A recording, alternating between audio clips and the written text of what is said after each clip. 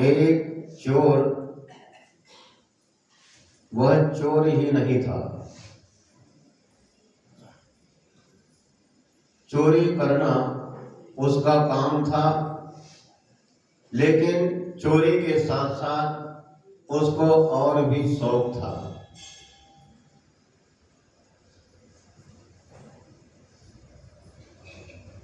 वह चोर तो था ही था, लेकिन विलास भी था,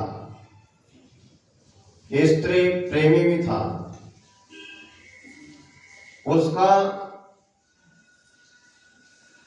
राजगृह नगर के एक सुंदर भवन में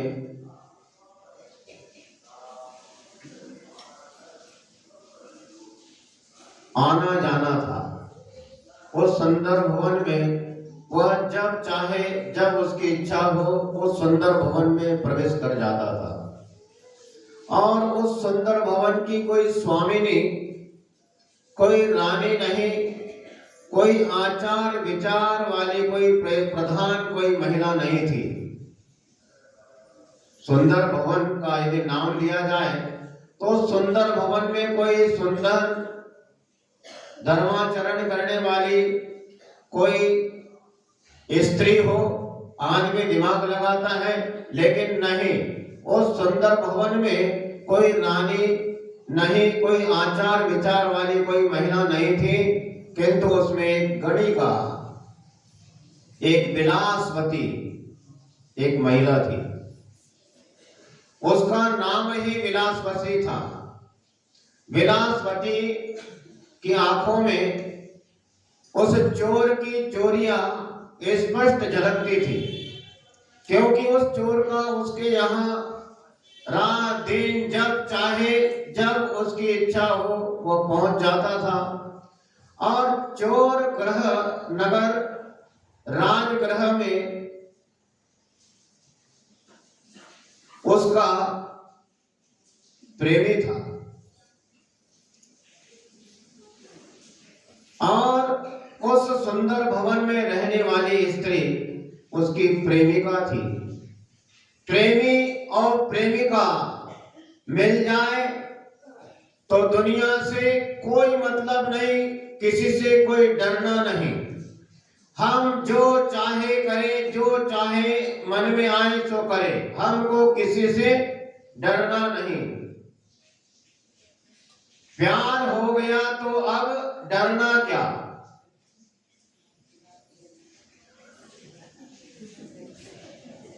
अब प्यार हो गया तो अब डरना क्या। अब विलास का उस प्रेमिका इंतजार इंतजार इंतजार इंतजार करते करते थक गए। कुछ दिन हो गए कि मेरा प्रेमी क्यों नहीं आ रहा है। अब प्रेमी को प्रसन्न करने के लिए कोई विशेष ही व्यवस्था की गई, फूलों की सेज सजाई गई,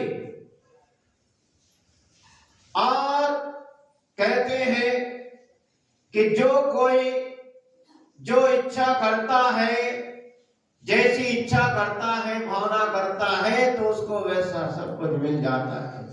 और उसकी इच्छा के अनुसार वह चोर, उसका प्रेमी, रात्रि के समय आ गया। प्रेमिका प्रसन्न हो गई। प्रेमिका ने प्रेमी को देखकर ढीठ होकर उस फूलों की सेज पर लेट गई, और हमेशा की तरह वह चोर आया और उस विलासिता के हाथ को उसने चूमा।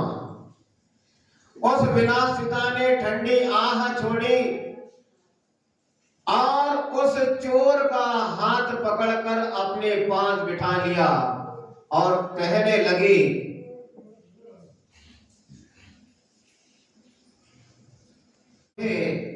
इसी तरह परेशान करते रहोगे या मेरी भी कुछ सुनोगे। तो वह कहता है कहो रानी महारानी, कहो आप कहो तो तुम इस देश की रानी न हो या हो, लेकिन तुम तो मेरी पटरानी हो। अब यहां कोई पैसे थोड़ी लग रहे हैं, एक दूसरे की प्रशंसा में कोई पैसे नहीं लगते, बड़े घनिष्ठ प्रेम है उनका। बोले तुम इस देश की रानी हो या ना हो, तुम तो मेरी पटरानी हो। कहो इस सेवक के लिए कौन सा कार्य है? ये सेवक तुम्हारे कार्य को पूर्ण करने के लिए आधी रात को भी तैयार है। एक बार अपना प्रस्ताव मेरे सामने रखो। तो वह कहती है कि सुनो, तुमने रानी के गले का हार कभी देखा है? तो कहता है नहीं, मैंने कभी नहीं देखा। लेकिन वह कहती है अभी तक नहीं देखा, लेकिन अब देखने की कोशिश करो। और कोशिश क्या, तुम्हें देखना ही है, शीघ्र करो, यथाशीघ्र देखो, क्योंकि तुम्हारे पास अंजन गुटिका विद्या है, तुम्हारे पास अंजन गुटिका नाम की विद्या है। शीघ्र करो, यथाशीघ्र देखो, अपनी कला का परिचय दो, अपने प्यार का प्रमाण दो और रानी साहिबा के हार से अपनी इस प्रेमिका विलासिता के गले को अलंकृत करो। अब कामी व चोर अंजन गुटिका जिसके पास विद्या है, उस चोर का नाम अंजन चोर था। वह अंजन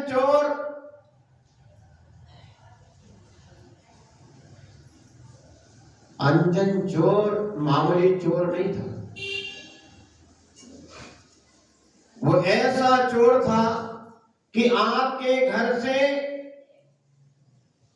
माल पानी चुरा कर ले जाए, आपको नजर भी नहीं आता था। मिस्टर इंडिया, मिस्टर इंडिया तमाचा मारता है, तमाचे की मार पड़ती है, आदमी जमीन पर गिरता है, लेकिन मिस्टर इंडिया नजर नहीं आता है। मार खाने वाले को समझ में नहीं आता है कि मुझे कौन मार रहा है, मुझे मेरी पिटाई कौन कर रहा है। घबराता है, गिरता है, लुढ़कता है, भड़कता है, लगता है कौन अंदर आ गया है, कौन सी अदृश्य शक्ति है जो मुझे पिटाई कर रही है, मुझे मार रही है। लेकिन मिस्टर इंडिया नजर नहीं आते। उसी प्रकार ये अंजन चोर चोरी करता है, लेकिन किसी को नजर नहीं आता है। कामी अंजन को विलास के शब्द, अपनी प्रेमिका के शब्द मंत्रों की तरह लगे। चौर्य कार्य में कला का प्रतीक सुन उसकी प्रसन्नता और बढ़ गई और वह विलासवती को आश्वासन देता है कि प्रिय, मुझे आकाश में भले ही बैलगाड़ी से जाना हो तो मैं जाऊंगा, लेकिन बैलगाड़ी से तो टाइम लगेगा, मैं फास्ट एक्सप्रेस छत्तीसगढ़ ट्रेन से जाऊंगा। जाना ट्रेन से जाना पड़े आकाश में तो मैं जाऊंगा। मास्टर जी, आकाश में ट्रेन जाती है? ये तो प्रेमिका के प्रेम में फंसा हुआ व्यक्ति कुछ भी करने को तैयार है। आकाश में ट्रेन से जाऊंगा, बैलगाड़ी से जाऊंगा और आकाश के तारे तोड़कर रातों रात तुम्हारे चरणों में रख दूंगा। अभी जाता हूं और अभी रानी साहिबा के गले का हार लाकर मैं तुम्हारे गले में पहनाता हूं। आश्वासन देकर कामी पुरुष के हृदय की तरह कामी अमावस्या की रात अंजन को सहयोग देने के लिए तैयार है। अमावस्या की काली रात अंजन को सहयोग देती लग रही थी। वह किसी तरह रानी साहिबा के शयन कक्ष में प्रवेश पाने में सफल हो गया। रानी के कक्ष में, उस शयन कक्ष में प्रवेश हो गया। और नींद तो नींद सभी जानते हैं कि नींद प्रायः मौत जैसी मानी गई है। रानी निद्रा में लीन थी, सो रही थी। अंजन ने अपनी कला का साफल्य पूर्ण किया और रानी का हार उतार कर चलता बना। रानी सोती रह गई। उसके गले का हार अंजन ने चुरा लिया और सफलता पाकर मूर्ख लोग अधिक उचकते हैं। थोड़ी सी सफलता मिल जाए, चूहे को जिंदी मिले, लोग कहे वाह मामा। अब इसको सफलता मिल गई तो ये अंजन चोर उचकने लगा और अंजन चोर का भी जैसे चोर मूर्ख लोग थोड़ी सफलता मिलने पर उचकने लगते हैं, उसी प्रकार अंजन का भी हाल हुआ कि अंजन वह हार लेकर आगे बढ़ रहा है। वह भूल गया कि पहरेदार मुझे देख पा रहे हैं या नहीं, पहरेदार मुझे देख पाने में सक्षम है या नहीं। क्यों? यहां तो दिमाग की बात है। अंजन चोर किसी को नजर नहीं आता था, लेकिन हार तो हाथ में है, तो हार तो चमकीला है, वो तो चमकेगा। लेकिन वो मूर्ख हार मिलने के बाद भूल गया और हार दौड़ रहा है और दौड़ते दौड़ते वह अपनी प्रेमिका से मन ही मन बात करता है। भूल गया कि पहरेदार मेरे पीछे लगे हुए हैं, सिपाही मेरे पीछे लगे हुए हैं।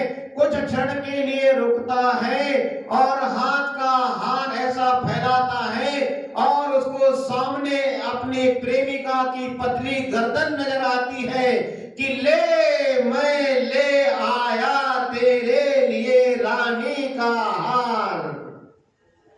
अभी तो पहुंचा ही नहीं है, लेकिन यही बीच में खड़ा हो गया और हार ऐसा फैलाता है और रानी से कहता है कि ले मैं ले आया तेरे लिए हार। वो रानी की परवाह न कर उस हार को ले आया और अपनी प्रेमिका की स्मृति में डूब गया। उसी क्षण उस सतर्क प्रहरी ने भाले की नोक से उस हार को अंजन के चोर से छुड़ा लिया। अब वह हार अंजन के हाथ में नहीं है, वो पहरेदार के पास पहुंच गया, लेकिन जान बची सो लाखों उपाय। अंजन भागने लगा और तेज भागता है और उसके पीछे सैनिक पहरेदार भाग रहे हैं। अब अंजन तो उनको नजर नहीं आ रहा है पहरेदारों को, लेकिन उसके पदचाप की आवाज से पहरेदार उसकी तरफ भाग रहे हैं। भागते भागते उस अंजन के आंखों में अंधा हुआ अंजन छूट गया। अंजन छूट गया। अब अभी तक चोरी करते समय लोगों को आता था, लेकिन अब उसकी आंखों में अंधा हुआ अंजन छूट गया। अब अंजन की विशाल काया पहरेदारों को नजर आने लगी। अरे यही है अंजन चोर जिसे हमें बरसों की चाहत थी। ऐसा भरभा भारी भरकम शरीर वाला अंजन आज नजर आया है।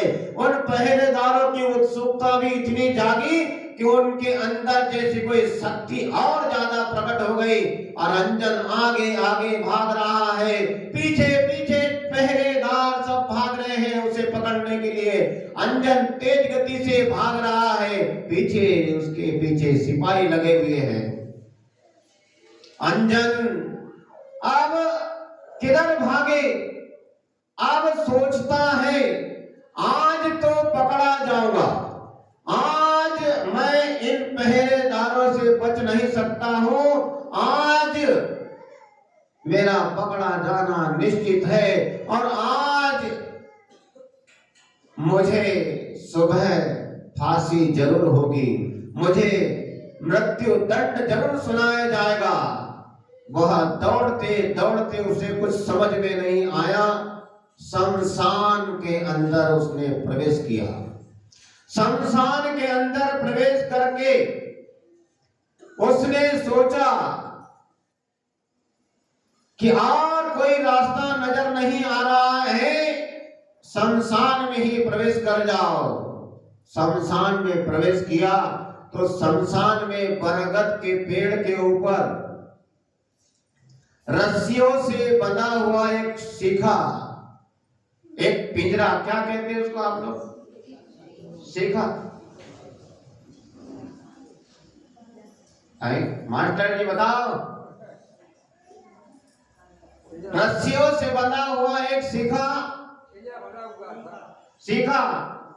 उसके अंदर एक सेठ सा कोई घर खाए पिए घर का आदमी नजर आया। वह उसके पास गया और देखा कि रस्सियों से बंधा, बहुत सारी रस्सियां बंधी है और सीका नीचे लटक रहा है। उसके अंदर भारी भरकम आदमी, घर से कोई खाए पिए घर का आदमी बैठा हुआ नजर आया। वहां पर अंजन पहुंचा और अंजन ने वहां पर थोड़ा अकड़ करके किंतु धीमी आवाज में बोला कि भाई साहब, इतनी रात गए, तुम यहां क्या कर रहे हो? तो उस सीखे में बैठा हुआ सेठ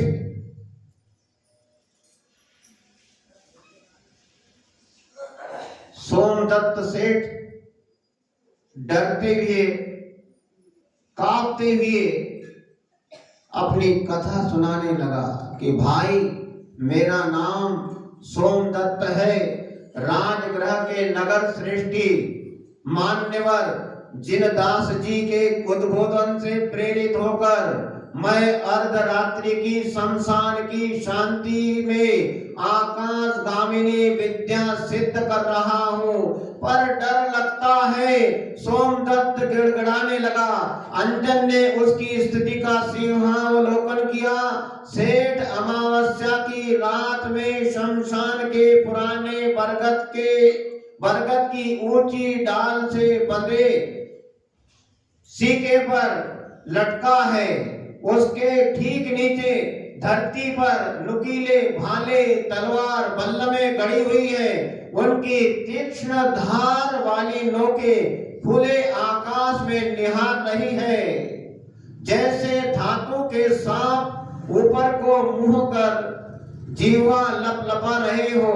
अंजन की दृष्टि में सेठ जी का उपक्रम मूर्खता के अतिरिक्त कुछ भी न था। अतः उसने पहले पहरेदारों की तरफ देखा जो अभी उसके पास तक नहीं पहुंचे थे। लेकिन अंजन ने देखा कि पहरेदार अभी मेरे पास नहीं पहुंचे हैं। फिर उसने सेठ से पूछा कि सेठ जी, आप जल्दी से आप ये बताइए, ये माजरा क्या है, ये माया क्या है? तो सेठ साधना में असफल तो हो चुका था, अतः अश्रुपूरी आंखों से आंसू बह रहे सेठ के। और सेठ कहने लगा कि हे युवक, नौजवान,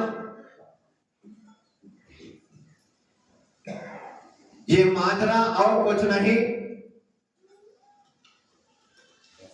मैं श्रावक श्रेष्ठी धर्मात्मा जिनदास जी के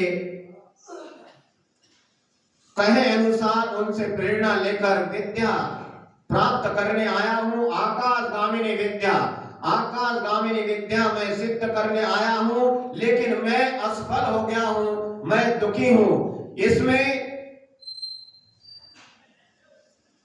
मैं असफल हो गया, रोने लगा।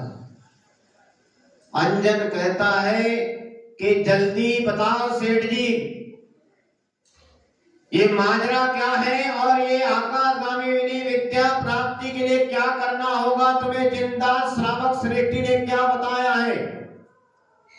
तो लोग कहते हैं इस अंजन चोर की कहानी में आड़म ताड़म कछु न जानम। आपकी पाठशाला में भी यही चलता है, पुस्तकों में भी छप गया है, बच्चे पढ़ते हैं, पुस्तकों में छप गया है। अब वो एक बार छप गया तो छप गया, अब वो मिटने वाला नहीं है। आड़म ताड़म कछु न जानम, ये ऐसा कोई मंत्र नहीं होता है। ये जिसने भी लिखा उसने सोच समझकर लिखना चाहिए था। वैसे ही तो आने वाली पीढ़ी और वर्तमान पीढ़ी सब समझदार है, कुछ भी नहीं समझना चाहती है, ऐसी समझदार है। आड़म ताड़म कछु न जानम, बच्चा बच्चा मुंह के ऊपर रटते रहता है आड़म ताड़म कछु न जानम, लेकिन पता नहीं ये मंत्र किसने लिख दिया। ऐसा कोई मंत्र नहीं होता है।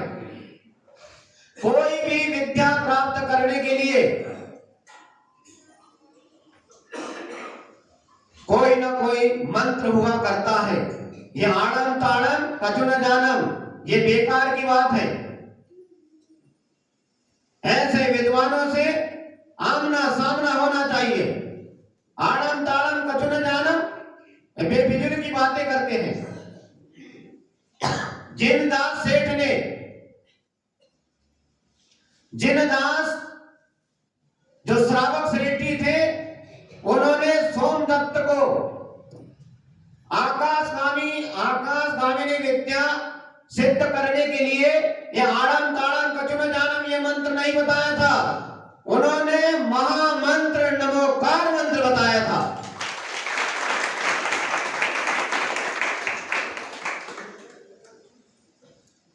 सोमदत्त सेठ ने अंजन चोर से कहा कि हे युवक, इस विद्या गामिनी आकाशगामिनी विद्या को सिद्ध करने के लिए नमोकार मंत्र एक बार 108 बार जो श्रद्धा पूर्वक पढ़ेगा, और ये जो सीके में बंधी हुई 108 रस्सियां है उसको एक एक करके काटेगा तो ये आकाशगामिनी विद्या उसे सिद्ध हो जाएगी।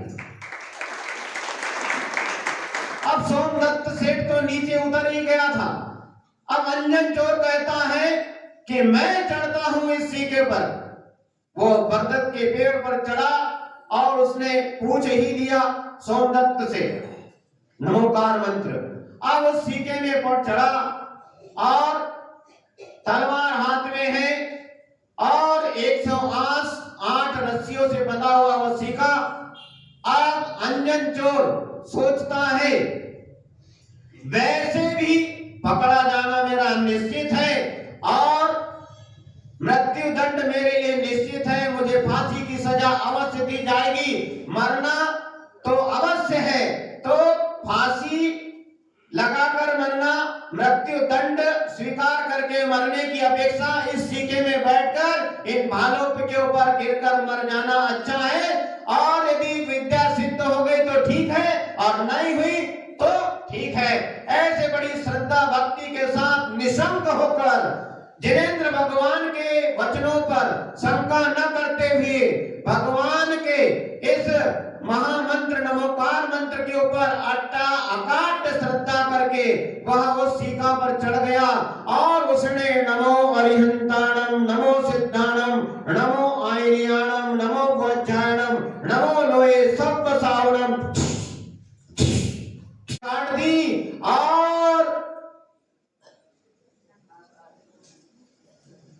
108 रस्सियां कट गई और वह भूसात होने वाला ही था, जमीन पर गिरने वाला ही था, मगर यह क्या, अंतिम लट कटने के बाद उसका देह किसी अदृश्य शक्ति, किसी विद्या ने ऊपर ही झेल लिया। नीचे नहीं गिरा, जमीन पर नहीं गिरा, भाले तलवार पर नहीं गिरा। अंजन अपने शरीर को निराधार देखकर आश्चर्यचकित था। वह ऐसा प्रसन्न हुआ, इतना प्रसन्न हुआ कि उसकी प्रसन्नता का पार नहीं। उसके मुख से शब्द निकल पड़े, अहिंसा में जैन धर्म की जय हो, जय हो, जय हो। अहिंसा में जैन धर्म की जय हो, नमोकार महामंत्र की जय हो, जय हो, जय हो। ऐसी वो जैन धर्म की जय जयकार, नमोकार मंत्र की जय जयकार करने लगा। तभी आकाश गामिनी विद्या प्रकट हुई और करबद्ध निवेदन करने लगी, हाथ जोड़कर अंजन चोर से कहने लगी। अब वह अंजन चोर अंजन नहीं, अंजन से अब वह निरंजन बनने की यात्रा की ओर आगे बढ़ने के उसके मन में भाव हुए और वह कहता है कि अब मुझे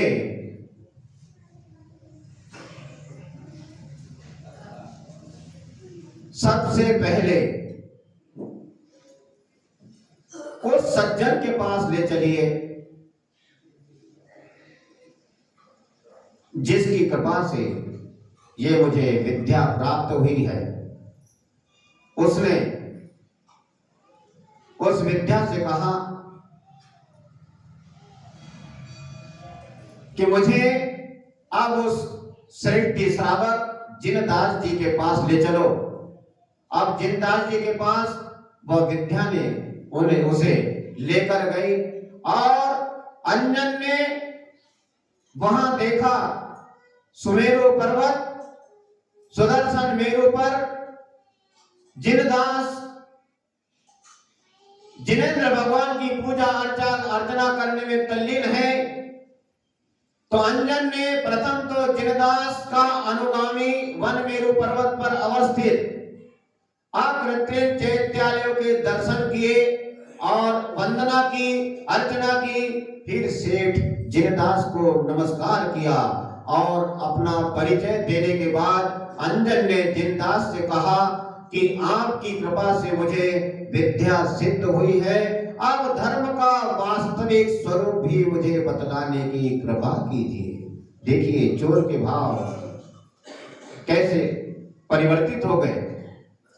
तो श्री जिनदास साधर्मी बंधु अंजन के हृदय परिवर्तन से प्रसन्न हुए और उन्होंने एक दिगंबर मुनिराज के समीप चलने के लिए प्रेरणा की और एक दिगंबर मुनिराज के पास वो लेकर गए और वहां ले जाकर मुनिराज को दोनों ने प्रणाम किया और मुनिराज के उद्बोधन से अंजन का असीम मिथ्या तो पूरा धुल गया और विशेष उसने विनय की और मुनिराज से कहता है, प्रार्थना करने लगा कि हे प्रभु, हे गुरुदेव, जीवन और संसार का मैं साक्षात्कार कर चुका हूँ।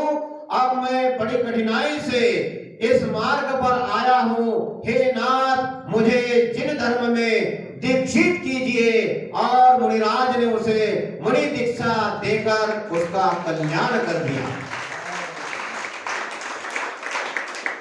उसने मुनि दीक्षा धारण की, मुनि दीक्षा लेकर तपश्चरण करने लगा और तपश्चरण का प्रभाव ऐसा हुआ कि अंजन ऐसा कठिन कठिन तप करने लगा। अंजन एक मुनिराज बन गया और उसने कठिन तपश्चरण करके केवल ज्ञान को प्राप्त कर लिया और केवल ज्ञान प्राप्त करके वहीं से मोक्ष लक्ष्मी को उसने प्राप्त कर लिया। विचार कीजिए, चोर अब वह अंजन नहीं, अब वह निरंजन बन गया, अपना जीवन सुधार लिया।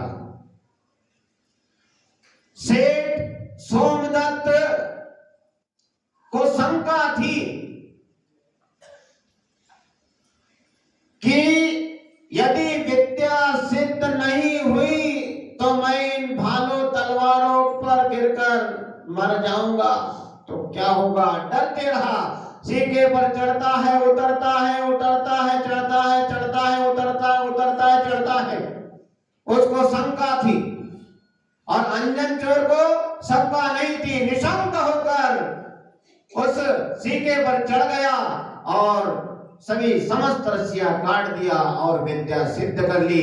तो जिसको जिनेंद्र भगवान के वचनों पर शंका होती है वो संसार में परिभ्रमण करता है, और जिसे जिनेंद्र भगवान के वचनों पर शंका नहीं होती है वो संसार रूपी समुद्र से पार हो जाता है, स्वर्ग और मोक्ष को प्राप्त कर लेता है। इसीलिए कहते हैं कि जिनेंद्र भगवान ने जो कहा है वो गलत नहीं है। जिनेंद्र भगवान अन्यथावादी नहीं होते। जिनेंद्र भगवान कभी झूठ नहीं बोलते हैं। जिनेंद्र भगवान ने बताया है कि नंदीश्वर द्वीप है। नंदीश्वर द्वीप में 52 चैत्यालय है।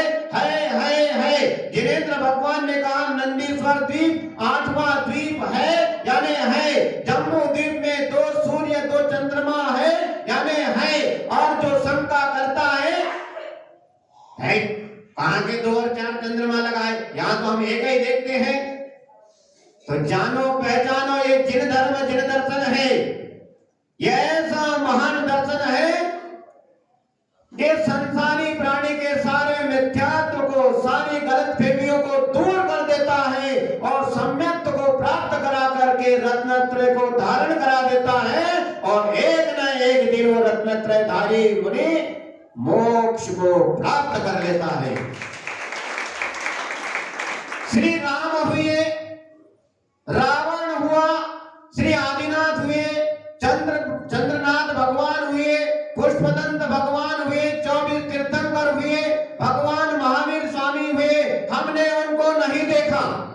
किसने देखा?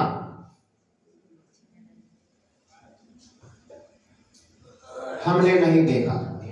लेकिन नहीं देखा तो क्या हुआ?